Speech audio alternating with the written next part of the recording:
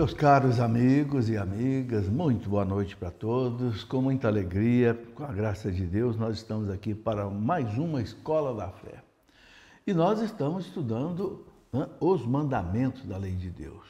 Hoje vamos conversar sobre o penúltimo mandamento, nono mandamento, mais uma aula seguinte, a gente completa aí esse estudo sobre os mandamentos, que é algo fundamental na nossa vida. Você sabe por quê, não é? Quando aquele jovem perguntou para Jesus, mestre, o que eu preciso para ganhar a vida eterna? Está lá no Evangelho de São Mateus, capítulo 19. Jesus disse, viva os mandamentos. Aqueles mandamentos que Deus deu lá para Moisés. Amar a Deus sobre todas as coisas, né? Não usar o nome de Deus em vão, etc. Nós estamos estudando, então, cada um deles. Né? E hoje vamos para o estudo do nono mandamento. O nono mandamento diz, né? Não desejar a mulher do próximo. A gente sabe que foi Santo Agostinho quem colocou nessa forma católica que a gente usa. Mas o catecismo da igreja, quando fala dos mandamentos, o catecismo ele desdobra, né, cada um deles com muitos outros pontos, porque, veja bem, lá no livro do Êxodo, no capítulo 20, versículo 17, quando Deus deu para Moisés este mandamento, Deus disse para Moisés, não cobiçarás a casa do teu próximo. Veja, não é só a mulher, a casa do teu próximo.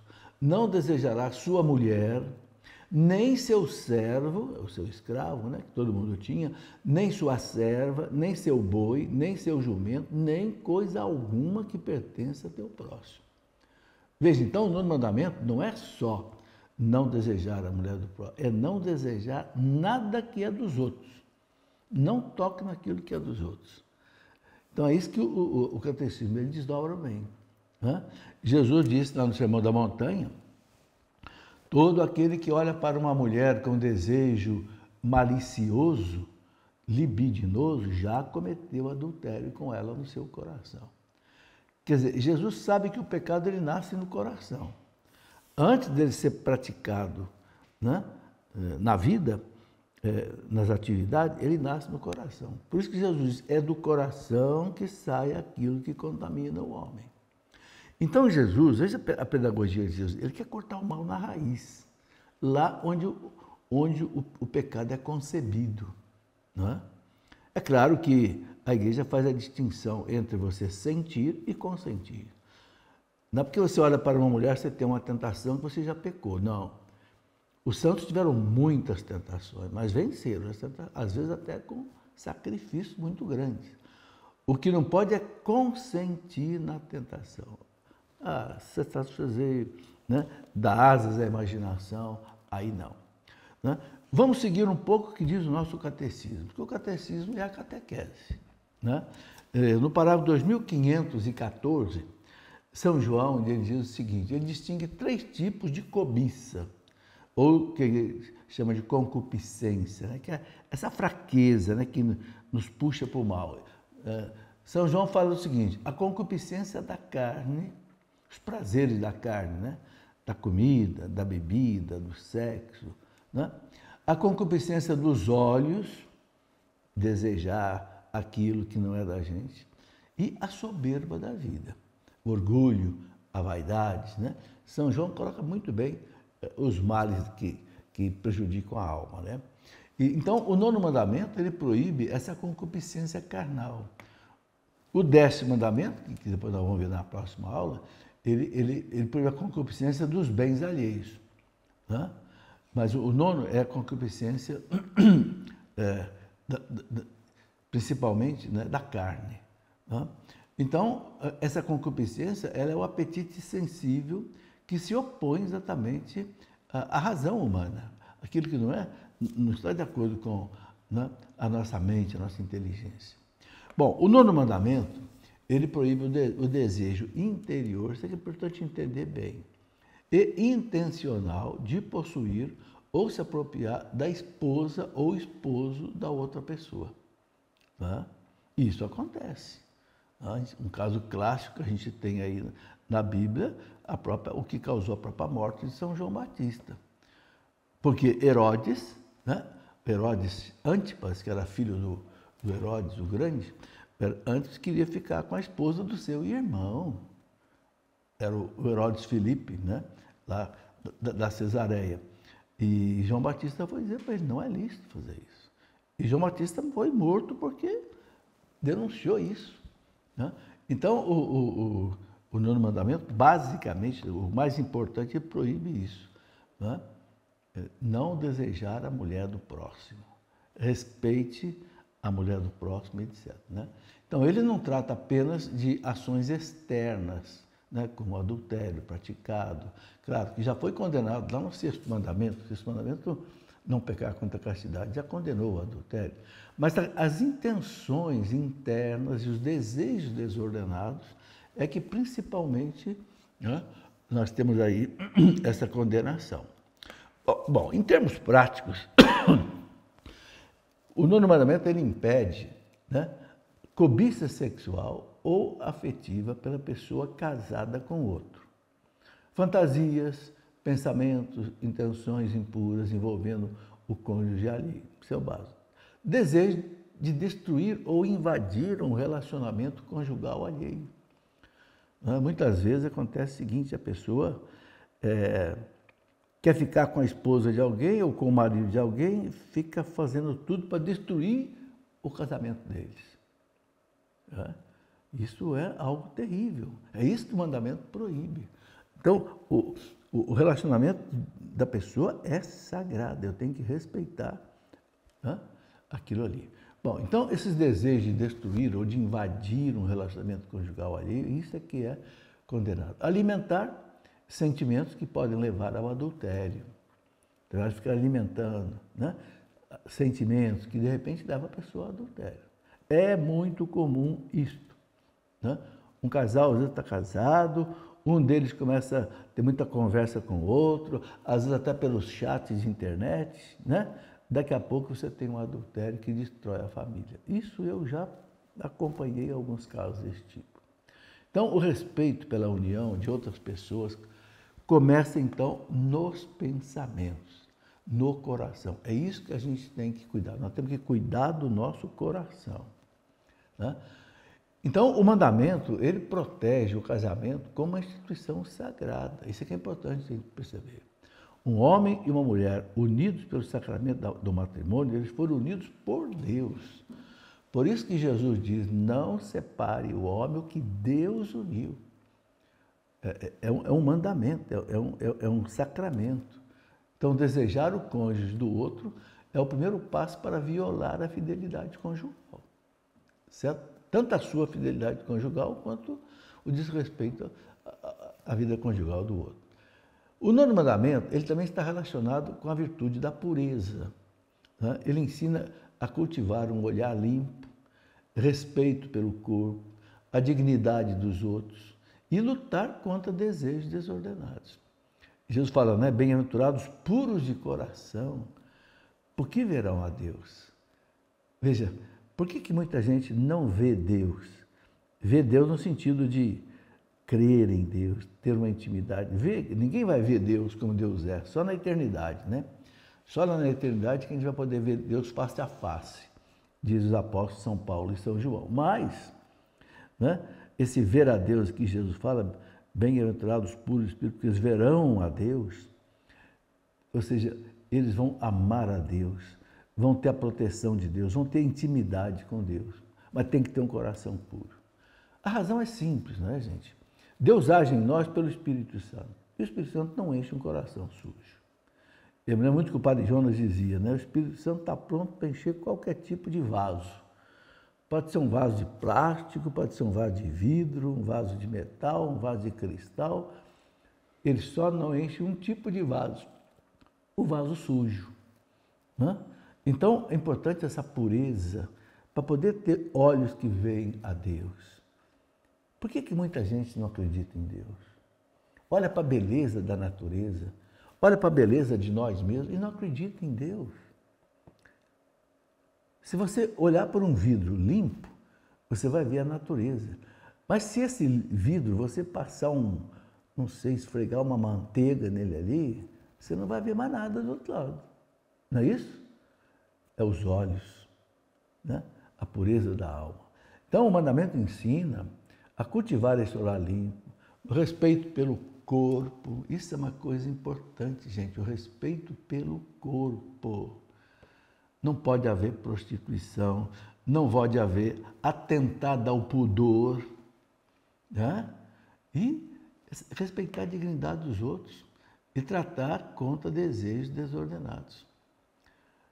E é muito triste, sabe, gente, essa moda assintosa sexualmente, que provoca, a moda é feita para provocar mesmo, entende? Então, o que acontece? Isso faz com que você desperte desejos desordenados. Então, aí tem uma coisa muito importante da gente pensar. Eu me lembro que o Papa João Paulo II, aquelas catequeses que ele fazia da teologia do corpo, aliás, algo maravilhoso que vale a pena de conhecer. Durante 3 anos, o Papa João Paulo II fez uma série de catequeses que ele chamou de a teologia do corpo. E depois saiu até um livro publicado, maravilhoso, né? E ali ele dizia assim: esconda o corpo, mostre a alma. Olha que bonito, guarda essa frase. Esconda seu corpo. Teu corpo não pode ser uma vitrine de tentação para os outros, nem de exibicionismo, nem de vaidade, nem de orgulho. Esconda o corpo, mostre a sua alma. Mostra a beleza da sua alma. Isso é que é importante, né? São Paulo ele explica o seguinte, né? Assim, a mulher casada está sujeita ao marido pela lei enquanto ele vive. Mas se o marido morrer, fica desobrigado da lei que o ligava ao marido. Por isso, enquanto viver o marido, se tornar mulher de outro homem, será chamada adulta. Veja, São Paulo é muito claro, né? A mulher casada está sujeita ao marido, né? E o marido sujeito à mulher. Agora, se houver a morte de um deles, aí tudo bem, volta ao estado de solteiro, pode até casar de novo. Mas lá na primeira carta aos Coríntios, no capítulo 7, São Paulo fala assim: o viúvo ele pode casar de novo, porque a morte rompe o vínculo matrimonial, né? Não há mais o casamento. Todos os sacramentos são realidade só para esta vida. Com a morte, elimina o vínculo matrimonial. Mas aí São Paulo fala, pode se casar, desde que seja no Senhor. Está lá em 1 Coríntios 7, versículo 31. Esse casar no Senhor quer dizer o quê? Não é só se juntar aí e viver junto. Não, é ir para a igreja receber o sacramento do matrimônio. Entende? Então, São Paulo deixa isso muito claro, né? Ele fala, morrendo o marido, fica desligado da lei, de maneira que, sem se tornar adulta, poderá casar-se com outro homem. Isso está em Romanos 7, versículo 2 e 3. Tá? Bom, então São Paulo ele identifica, né, com a revolta que a carne provoca contra o espírito. Há uma certa revolta da carne contra o espírito. O que significa isso? Antes do pecado original, a carne estava sujeita ao espírito, ou seja, a carne não tinha essas vamos dizer assim, essas coisas desordenadas que hoje tem. O espírito comandava a carne tranquilamente. Mas com o pecado original, a carne meio que se rebelou contra o espírito. Por isso que Jesus diz, né? O espírito é forte, mas a carne é fraca. Aí a importância da carne ser dominada. Por isso que a igreja recomenda a mortificação da carne, né? A igreja recomenda, né, as penitências, recomenda às vezes o jejum. Para quê? Para que o espírito fique sujeito, a carne fique sujeita ao espírito. Porque se a carne ficar em cima do espírito, esse homem está de cabeça para baixo, essa pessoa está de cabeça para baixo. Entende? Então, essa briga da carne com o espírito, ele provém da desobediência do primeiro pecado. E que transtorna as faculdades morais do homem e, sem ser pecado em si mesmo, inclina a cometê-lo. Quer dizer, a tentação em si não é pecado, mas inclina, né, o homem ao pecado. É bonito que São Paulo, quando explica isso, lá na carta aos Gálatas, capítulo 20 e 24, depois seguinte, quando São Paulo fala dos frutos da carne, dos frutos do Espírito, é interessante a gente meditar nisso. Né? Olha o que São Paulo diz, ele fala assim, ora, as obras da carne são estas. O que é carne na Bíblia? Carne na Bíblia é a natureza humana. Então, a natureza humana sem Deus, sem a graça de Deus, ela vive essa realidade que São Paulo chama de obras da carne. E olha, gente, a lista é imensa. Fornicação. O que é fornicação? É a pessoa que não é casada, viver a vida sexual ou outro tipo de atividade sexual.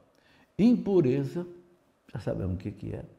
Libertinagem, abuso da liberdade. Usar a liberdade, que é a coisa boa que Deus nos deu para fazer o mal, para roubar, para destruir, etc. Idolatria. Idolatria não é só de deuses estranhos, mas idolatria de dinheiro, idolatria, tantas coisas. Superstição. Quantas superstições, gente. Né? Vou bater na madeira 3 vezes para não dar azar. Não vou passar debaixo de uma escada porque é que dá azar. Essas coisas que dá azar, né? Inimizades, brigas, ciúmes, ódio, ambição, discórdias, partidos, invejas, bebedeiras, orgias e outras coisas semelhantes. É interessante que São Paulo, além de dar essa lista imensa, ainda coloca outras coisas semelhantes. É muito interessante. Bom, vamos fazer o nosso intervalo, a gente volta já. Meus amigos e amigas, estamos de volta com a nossa Escola da Fé. Eu quero, antes de continuar esse estudo importante que nós estamos fazendo do nono mandamento, quero mostrar a vocês mais um lançamento da Canção Nova. Olha, já mostrei aqui, né, na nossa aula anterior, esse livro do Padre Edson de Oliveira, PHN, Salvação, Esperança e Júbilo. É um livro pequeno, mas muito importante sobre o PHN. Né? Ele coloca aqui, o livro PHN, Esperança, Salvação e Júbilo, traz o dinamismo de um ano jubilar que convida cada um de nós, enquanto igreja, a sermos peregrinos da esperança. No primeiro momento, temos uma reflexão sutil sobre o tema da salvação e da esperança teologal e etc. Então, você que vai acompanhar agora aí o PHN, é muito bom você poder ter esse livro com você, que você vai ter um aproveitamento melhor no que vai ser feito no PHN esse ano. E outra coisa, depois ele lançou esse outro agora aqui em seguida, isso eu não tinha mostrado ainda, o método PHN. Qual é o método PHN? Que tem dado tanto resultado, ele coloca aqui, não é? Passos para uma vida em Deus.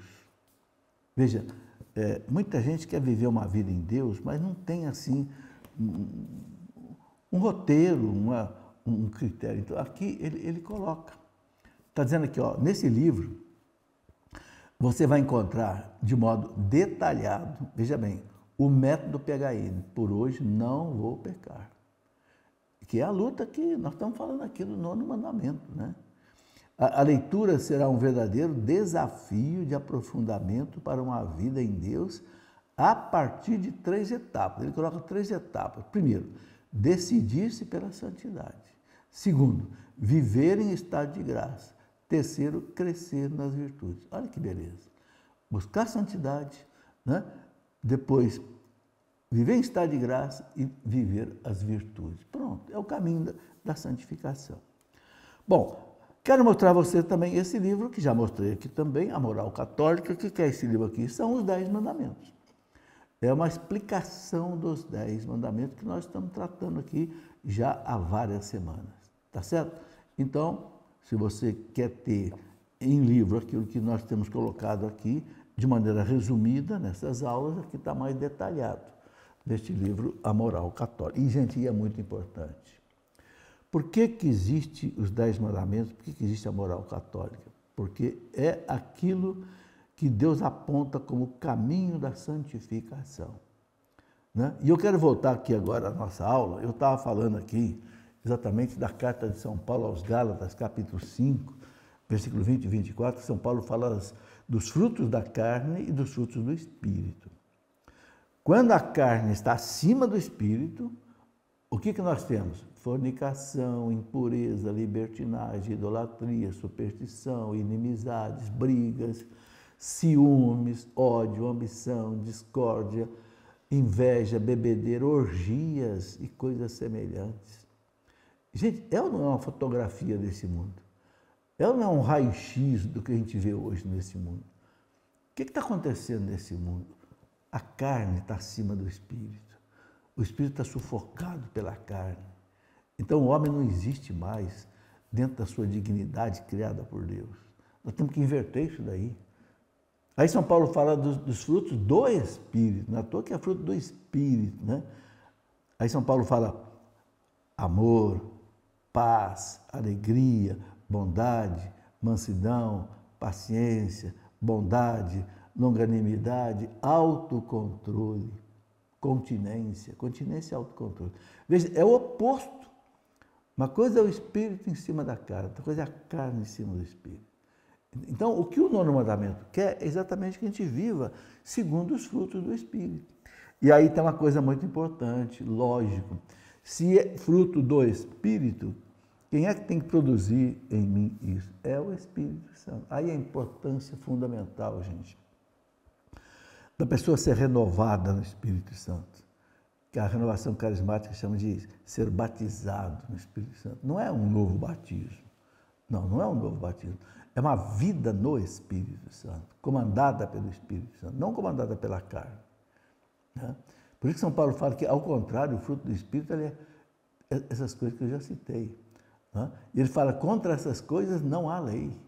Não há lei contra a caridade, a alegria, a paz, a paciência, a bondade, mansidão, fidelidade. Não tem. Né? Ele fala, pois os que são de Jesus Cristo crucificaram a carne. Olha que coisa bonita. Crucificar, fazer morrer a carne. Aí a igreja chama isso de mortificação da carne. Mas aí, olha o que São Paulo diz. Pois os que são de Cristo Jesus.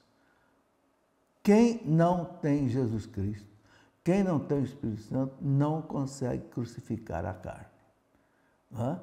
E São Paulo fala com as paixões e concupiscências. Portanto, a gente não pode se iludir, sabe, gente? Se a gente quiser viver uma vida de pureza, de castidade, tem que ter a espiritualidade. É onde eu temo muito a teologia da libertação, porque a teologia da libertação, ela enfraquece a espiritualidade. Ela cria uma teologia política, social, sociológica. Né? Eu vi esses dias aí, né? Mais uma vez, o Frei Clodovis Boff, irmão de Leonardo, condenando o perigo da teologia da libertação. Por quê? Não é porque favorece o pobre. Favorecer o pobre é bonito, mas porque enfraquece a espiritualidade. A espiritualidade não é importante rezar, não é importante missa, não é importante você estar na luta política pelos pobres. Não é isso que Jesus ensinou. Jesus nunca ensinou uma luta política pelo pobre. Ele amava os pobres, veio principalmente para os pobres, mas ele nunca jogou os pobres contra o rico. Nunca jogou o povo judeu contra o Império Romano. Pilatos, meu reino, não é desse mundo. Então, é muito importante a espiritualidade. Bom, continuando, no parágrafo 2516, que eu estou seguindo o catecismo, que o catecismo ele desdobra o mandamento bem, né? Porque é a base da moral católica, né? Então, o parágrafo 2516 do catecismo, ele diz assim, já no homem, tratando-se de um ser composto, espírito e corpo, existe certa tensão, desenrola-se certa luta de tendência entre o espírito e a carne, já falamos disso. Mas essa luta, de fato, pertence à herança do pecado, é uma consequência dele, e ao mesmo tempo uma confirmação e faz parte da experiência do combate espiritual. Aí tem uma coisa que, né, existe até um livro muito bonito, chamado Combate Espiritual. Esse livro foi escrito por um padre, um antigo, lá do século XVI, que, engraçado, né, o grande São Francisco de Sales, doutor da Igreja, tinha esse livro, Combate Espiritual, como um livro de cabeceira dele. Olha, gente, um doutor da Igreja tinha esse livro, Combate Espiritual, né? É um livro que tem aí, é da editora, se não me engano, a editora Cultor de Livros, mas mostra exatamente isso, né? Há um combate espiritual dentro de nós, né? Uma vez eu me lembro de uma história, uma parábola, né? De um discípulo que chegou para o seu mestre e perguntou: mestre, parece que eu tenho dois cães que brigam dentro de mim, um cão que é bom e um cão que é mau. E aí, como é que faz? Quem que vai ganhar essa luta dentro de mim? Aí descobre-se assim, vai ganhar a luta dentro de você aquele cão que você alimentar. Aquele cão que você deixar ele passar fome, morrer de fome, ele vai morrer. Isso, dentro de nós há um combate. O que eu vou alimentar? Eu vou alimentar o espírito ou eu vou alimentar a carne? Se eu alimentar o espírito, a carne morre. Se eu alimentar a carne, o espírito morre. Veja, aí é uma decisão nossa, entende? Se você quer alimentar o espírito, então é uma vida de oração, uma vida de reflexão da palavra de Deus, uma vida de sacramentos, confissão, eucaristia. É uma luta. Você vai dizer, mas isso é difícil, professor. É difícil. Eu pergunto, qual é a luta que é fácil? Você já viu uma luta ser fácil? Quem acha que a luta é fácil vai perder a luta. Quem ganha a luta é quem enfrenta para valer. Então, é uma decisão nossa. Entra a graça de Deus, mas entra também a nossa vontade. Né? São Paulo fala assim, sabemos de fato que a lei é espiritual, mas eu sou carnal, vendido ao pecado. Olha o que São Paulo diz na carta aos Romanos, gente. Não entendo absolutamente o que faço, pois não faço o que eu quero, acabo fazendo o que aborreço. E se faço o que não quero, ele fala, reconheço que a lei é boa, mas então não sou eu que o faço, mas o pecado que habita em mim. Olha, São Paulo fala uma coisa muito pesada. O pecado como que habita em nós. Por quê? Porque com o pecado original, a natureza humana ficou contaminada. Então, não tem quem não tenha que lutar nessa situação. E ele continua dizendo assim, olha, eu sei que em mim, isto é, na minha carne, não habita o bem. Porque o querer o bem está em mim, mas não sou capaz de efetuá-lo. Ele não está falando só dele, ele está falando em termos assim, doutrinário, teológico. Não faço o bem que eu quero, mas o mal que eu não quero. Ora, se faço o que não quero, já não sou eu que faço, mas sim o pecado que em mim habita. E ele diz ainda, né? Encontro, pois, em mim esta lei. Quando quero fazer o bem, o que se me depara é o mal. Deleito-me na lei de Deus, no íntimo do meu ser. Sinto, porém, nos meus membros, outra lei que luta contra a lei do meu espírito e me prende à lei do pecado, que está nos meus membros. Veja como é que São Paulo, que foi o grande mentor da teologia, veja como é que São Paulo ele procura desdobrar isso bem, para a gente não ter dúvida sobre a questão. Aí olha como é que ele termina. Eu acho bonito como é que São Paulo termina. Está na Carta aos Romanos, capítulo 7, versículo 15 a 25. Fiz questão de colocar esse texto aqui para a gente meditar bem. Ele termina dizendo assim, não é? Homem infeliz que sou, quem me livrará desse corpo que me acarreta a morte? O corpo que acarreta a morte eterna. Não a morte simplesmente separação do corpo. Aí ele termina dizendo assim, graças sejam dadas a Deus por Jesus Cristo, nosso Senhor. Ele faz a pergunta e ele responde, quem me livrará desse corpo de morte? Aí ele responde, por Jesus Cristo, nosso Senhor. Então, exatamente o ensinamento dele é esse, para se viver, não só esse 9º mandamento, mas para se viver todos os mandamentos, não tem como faltar a graça de Deus. É isso que o nosso catecismo desdobra bem. Bom, depois uma outra citação interessante sobre isso, está na carta de São Tiago. São Tiago, no capítulo 4, versículo 1, ele diz assim, de onde vêm as guerras e contendas que há entre vocês? As guerras, as brigas, né? Os ciúmes, as invejas, não vêm das paixões que guerreiam dentro de vocês? Então, Tiago reflete sobre o conflito interno descrito que São Paulo, que eu acabei de ler, que São Paulo coloca na carta aos Romanos, capítulo 7. Né? Quer dizer, por que vocês brigam, se desentendem. São Paulo falava isso aos Gálatas também, né? Aquelas brigas, aqueles ciúmes. Então, né? Vem das paixões que guerreiam dentro de vocês. Agora, lá em Romanos 8, 13 a 14, carta de São Paulo aos Romanos, São Paulo volta nesse assunto. Ele coloca assim, de fato, isso aqui é muito importante. Ele fala, se viver segundo a carne, havereis de morrer. Olha que aviso importante. Se viver segundo a carne, havereis de morrer. E ele não está falando da morte simplesmente natural, separação do corpo e da alma. Ele está falando da morte eterna, uma vida eternamente sem Deus. Se viver segundo a carne, você vai morrer, você vai perder a vida eterna. Mas se pelo Espírito, aqui que eu acho muito importante, se pelo Espírito mortificardes as obras da carne, vivereis. Mas olha o que São Paulo coloca, se pelo Espírito Santo mortificar as obras da carne. O que vale dizer é o seguinte, que nós, por nós mesmos sozinhos, não temos força para mortificar. Ele fala, pelo Espírito mortificar. Mortificar quer dizer o quê? Fazer morrer, dar morte. Né? Vivereis, pois todos os que são conduzidos pelo Espírito de Deus são filhos de Deus.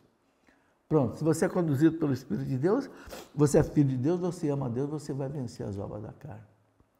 Vejam, gente, são coisas assim lapidares, que não deixam dúvidas, né, no nosso comportamento. Né? E aí São Paulo termina dizendo assim, se portanto vivermos pelo Espírito, caminhamos também segundo o Espírito. Esse caminhamos também segundo o Espírito é uma vida no Espírito. Né? Muita gente pensa que eu passo por uma experiência de oração, eu sou batizado no Espírito Santo, está tudo resolvido. Nada disso. Nada disso. O Padre João costumava dizer o seguinte, ser batizado no Espírito Santo não é que você tem uma carteirinha de batizado. Eu sou batizado no Espírito Santo. Aí que vai começar a sua luta. Aí que o Espírito Santo vai começar a te purificar. Aí é que você vai ter que alimentar essa sementinha, né, que ele colocou na tua alma, com a força dele. Mas essa semente tem que ser alimentada com a vida espiritual. Né? E para completar essa reflexão aqui nesse bloco, ainda no Romanos 8, de 5 a 9, São Paulo fala assim, os que vivem segundo a carne gostam do que é da carne, o que é carnal. Os que vivem segundo o Espírito apreciam as coisas que são do Espírito. Isso é muito bonito. A hora que você vence as obras da carne, você começa a apreciar as obras do Espírito. Ou seja, você começa a gostar da oração. Você começa a gostar de ir à missa. Você começa a gostar de assistir uma palestra. Aí é sinal de que quem já está comandando a sua vida é o Espírito Santo. Não é? E São Paulo termina dizendo, ora, a aspiração da carne é a morte, enquanto que a aspiração do Espírito é a vida e a paz. Amém. Vamos para o nosso intervalo para o último bloco. Muito bem, meus amigos, estamos aqui conversando hoje sobre o 9º mandamento da lei de Deus. Não desejar a mulher do próximo, mas não é só isso, é também você não desejar as coisas do próximo também, né? Que, aliás, a gente vai ver isso um pouco com mais detalhe no 10º mandamento. Né? Santo Agostinho, quando colocou os 10 mandamentos, dessa forma que hoje nós católicos usamos, né?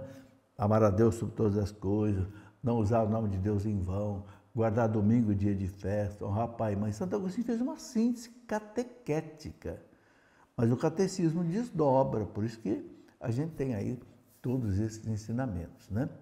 Bom, eu queria, antes de continuar, mostrar mais uma vez desses 2 livros que o padre Edson de Oliveira mostrou com relação ao PHN, para você tirar maior proveito desse grande evento da Canção Nova, que já se repete aí por muitos e muitos anos. O primeiro que ele colocou foi esse, PHN, Salvação, Esperança e Júbilo. Salvação, olha, é um livro fácil de ler, é pequeno, não é grande, mas tem orientações precisas sobre isso. Depois, ele completa com esse outro livro, né, o método PHN, um método. Você quer saber como é que o PHN funciona na sua vida? Esse esquema, por hoje, não quero pecar, né? Então ele coloca passos para uma vida em Deus. passos para uma caminhada, uma vida em Deus. E aí vai te levar pela mão para você viver o PHM. Isso é uma coisa importante. Nosso povo precisa, assim, eu diria, estudo dirigido. O que é estudo dirigido? Eu que fui professor há muitos anos, eu entendi. Você vai ensinar um negócio para o aluno, você tem que ir dirigindo o aluno. Vai aumentando a dificuldade devagar, entende? É um estudo dirigido, que o Padre Edson coloca aqui, certo? E também mostro, mais uma vez, no livro, que contém aí os 10 mandamentos, bem explicados, para quem quiser também aprofundar, sobretudo catequistas, né? Que os 10 mandamentos, eles são a moral católica, né? A moral católica é o viver católico. Na teologia nós temos 3 coisas, ou 4, né? O credo, o que a gente crê, o lex credendi. Depois tem como é que a gente celebra conforme a gente crê. Lex orandi, lex credendi, sacramentos. Depois, como você crê, como você celebra, como é que você vive, aí a moral católica, o lex vivendi. E depois, como você crê, como você celebra, como você vive, você reza, o lex orandi. Então, a moral está dentro desse conjunto. O modo de viver de acordo com aquilo que eu creio, tá? E de acordo com aquilo que eu rezo, entende? E de acordo com aquilo que eu celebro. Não adianta você crer, celebrar e se você não viver. Aquilo que São Tiago diz, né? Não basta ler a palavra de Deus, você tem que viver. Senão, você olha no espelho, você sai dali, essa imagem não está mais ali, não tem efeito. Né? Bom, mas continuando então aqui a nossa reflexão, olha, faltou falar uma coisa. Canção Nova precisa de você. Eu estava me esquecendo. Eu nunca quero esquecer de dizer isso nos nossos programas. Canção Nova precisa da sua ajuda. Veja, olha, gente, se eu faço esse programa aqui há quase 30 anos, é porque você ajuda a Canção Nova. A ter máquinas, ter técnicos, ter tudo que precisa, satélites, retransmissores, para chegar aí na sua casa. Entende? Isso custa muito, muito, muito. Olha, eu durante 30 anos, eu fui do conselho da Fundação João Paulo II, que é a mantenedora da Canção Nova. 30 anos. Agora não sou mais porque depois de 30 anos você não pode continuar de acordo com o estatuto. Mas eu sei da luta que é como que matar um leão a cada dia, para não ter dívida. Então, eu peço, ajude. E a maneira mais fácil qual é? Bom, então, hoje nós temos o Pix, pix.doação@cançãonova.com, fácil, pix.doação@cançãonova.com. Eu quero sugerir a você o seguinte, o dia que você recebe seu pagamento, normalmente pelo dia 10, né? Tira esse dia de você fazer a sua doação para a Canção Nova. Ou então, você pode fazer pelo boleto bancário, que você recebe na sua casa, ou então você pode fazer pelo débito automático. Eu faço pelo débito automático, aí eu não esqueço, o banco já debita da minha conta, acredita para a Canção Nova. E você tem aí o Pix. Agora, se você quer tirar alguma dúvida, telefone para a Canção Nova. Ou então você pode até usar o WhatsApp, o telefone 12 31 86 26 00. Eu tenho que falar isso daqui, gente, porque não adianta a gente ter toda uma estrutura se não puder fazer essa estrutura chegar até você. Entenderam? Então tá aí. Mas continuando aqui a nossa conversa. Nós estamos falando do 9º mandamento, né? E continuando aqui o que a igreja nos ensina, o coração, a igreja ensina que ele é a sede da personalidade moral. É do coração que procedem, Jesus diz, né? Está lá no Evangelho de São Mateus, capítulo 15. É do coração que procedem as más intenções, assassínios, adultérios, prostituições, roubos, falsos testemunhos e difamações. Jesus falou, né? Não é o que entra pela boca que contamina, o que entra pela boca vai depois para a fossa. Mas o que contamina o homem é o que sai do coração. Então, por isso que eu acredito estar lembrando que o coração é a sede da personalidade moral da pessoa. Né? A luta, então, contra a concupiscência da carne passa pela purificação do coração e pela prática da temperança. O que é a temperança? Temperança tem vários nomes: autocontrole, continência. Isso é a temperança. Não é? E essa temperança, né, é claro que ela é uma ação de Deus em nós. Bom, seguindo aqui o catecismo mais um pouco, no parágrafo 2518, o catecismo diz assim: a sexta bem-aventurança proclama: bem-aventurados puros de coração, porque verão a Deus. Eu já falei disso. Só que eu quero retomar esse ponto pelo seguinte: essa expressão puros de coração, ela designa o quê? Designa aqueles que entregam o coração e a inteligência às exigências da santidade de Deus, principalmente em 3 campos. Né?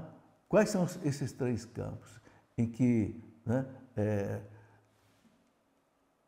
a gente entrega aí as exigências da santidade de Deus? Primeiro, a caridade, a castidade e o amor à verdade e à verdadeira fé. Veja, então, caridade. O que purifica o coração do homem? Caridade. São Pedro diz assim, né? A caridade encobre uma multidão de pecados. Olha que bonito. Uma boa esmola, um atendimento que você dá a uma pessoa que precisa. Às vezes não é nem dinheiro, às vezes é um carinho, às vezes é uma presença, né? No momento que a pessoa está desesperada, angustiada. É a caridade. Então, a caridade encobre uma multidão de pecados. A castidade, evidentemente. A castidade é algo tão importante, gente, que eu escrevi um livro, né? O Brilho da Castidade. Já faz tempo. Pensando no jovem, a castidade, ela é um brilho, ela é um valor. A pessoa que é casta, ela é uma pessoa firme, de pé, forte. Não é? A igreja ensina, por exemplo, a juventude que vive uma castidade, ela está preparando um casamento forte, com fidelidade. Né? Quem se entrega aí a uma vida sem castidade, durante o tempo de solteiro, depois de casado, é difícil ele se manter fiel. Porque ele acostumou no pecado. Então a caridade, a castidade, o amor à verdade e à verdadeira fé. Isso é outra coisa importante. O amor à verdade e à verdadeira fé, ou seja, a doutrina. São Paulo fala muito no perigo das falsas doutrinas. Né? As falsas doutrinas levam a pessoa também para esse desmoronamento moral. É interessante isso. Na vida dos hereges, muitas vezes, né, vivia aquilo que o salmista diz, né, um abismo chama outro abismo. Começa negando as verdades da igreja, depois acaba caindo numa vida devassa. Isso, na vida dos hereges que você estuda, você vê isso acontecer. Então, nessa purificação do coração, o catecismo recomenda essas 3 coisas: caridade, castidade, amor à verdade e à verdadeira fé. Eu acho importantíssimo aquilo que São Paulo fala, por exemplo, na segunda carta aos Tessalonicenses, capítulo 2, versículo 9, São Paulo fala assim, que antes do Cristo voltar, haverá, eu vou até pegar aqui na Bíblia, que aí eu posso colocar de maneira assim mais clara, a importância desse amor à verdade. São Paulo fala na segunda carta aos Tessalonicenses, capítulo 2, versículo 9, ele fala quando houver a ação do anticristo, né, na vida da igreja, ele fala assim, é a segunda carta aos Tessalonicenses, capítulo 2, versículo 9, ele fala assim: a manifestação do ímpio é o homem que não ama a Deus, né? A manifestação do ímpio, São Paulo diz, será acompanhada graças ao poder de Satanás. Olha aí, quem que está por trás? Graças ao poder de Satanás, de toda sorte de portentos, sinais e prodígios enganadores. Sinais e prodígios enganadores. Ele usará de todas as seduções do mal com aqueles que se perdem por não terem cultivado o amor à verdade que os teria podido salvar. Gente, que coisa importantíssima São Paulo está dizendo aqui. que o anticristo, quando ele agir, movido por Satanás, ele vai fazer, São Paulo diz aqui, né, toda sorte de portentos, sinais e prodígios enganadores. O demônio ele não age pela violência, ele age pelo engano, pela sedução. E São Paulo fala, mas quem é que vai cair na lábia do demônio, na sedução do demônio? São Paulo fala aqui, olha, ele usará de todas as seduções do mal, com aqueles que se perdem. Agora, se perdem por quê? Presta atenção nisso. Por não terem cultivado o amor à verdade que os teria podido salvar. Se você estiver colado na verdade que poderia te salvar, você não vai cair nas seduções do mal. Mas se você não estiver apegado à verdade, por isso que aqui a igreja fala para nós que para você viver essa pureza de espírito, você tem que ter caridade, castidade e amor à verdade e à verdadeira fé. E São Paulo ainda completa aqui dizendo assim, olha, por isso Deus lhes enviará um poder que os enganará e os induzirá a acreditar no erro. Quer dizer, você não quer acreditar na verdade, então você vai acreditar no erro. Desse modo serão julgados e condenados todos os que não deram crédito à verdade.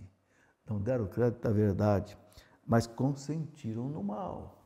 Você vê a importância, então, que a igreja dá de você viver nessa verdade que o magistério da igreja nos ensina. Então, existe um laço de união entre a pureza de coração, do corpo e também da fé.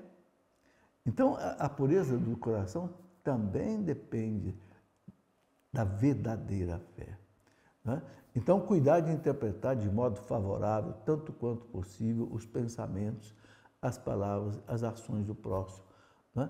Você não também julgar mal, né, as ações do próximo. Santo Inácio de Loyola, ele dizia assim, todo bom cristão deve estar mais inclinado a desculpar as palavras do próximo do que a condená-las.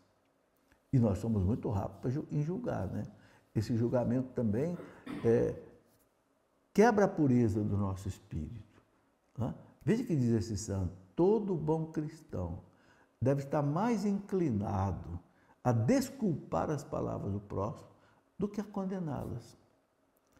É que acontece que muitas vezes o nosso ego é muito sensível, nosso ego não aceita ser arranhado, né, por nenhuma contrariedade, nenhuma crítica, nenhuma palavra do próximo, e às vezes a gente reage com às vezes até com violência, né? Então é preciso evitar os mal-entendidos, as fofocas, distorções da verdade. Está ligado com a verdade que nos liberta. Né? Distorções da verdade é uma coisa muito, muito perigosa. Né? O povo diz assim, né, que quem conta um conto aumenta um ponto, não é isso?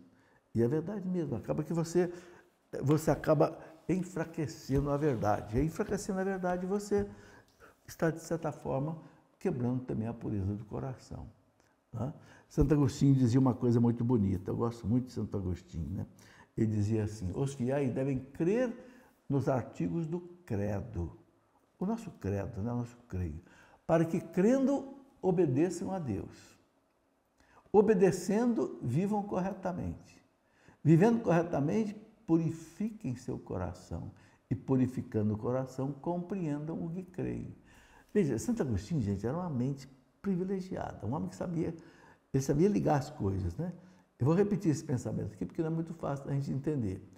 Os fiéis devem crer nos artigos do credo. Então, creia naquilo que a igreja ensina. O credo é aquilo que nós cremos. É o lex credendi. Para que, crendo, você obedeça a Deus. Então, se você crê, você obedece a Deus. Obedecendo, então, você viva corretamente. Vivendo corretamente, você purifica seu coração. E purificando seu coração, você compreende aquilo que você crê. Tá aí. Bom, assim eu termino essa aula de hoje, né? E falta só agora o 10º mandamento, que será na próxima aula. E eu peço agora, então, aí, a algum sacerdote, diácono, que nos dê a bênção a todos que estão acompanhando essa aula de hoje, né? Para que essa bênção desça sobre a pessoa, sobre toda a sua família. Em nome do Pai, e do Filho, e do Espírito Santo. Amém.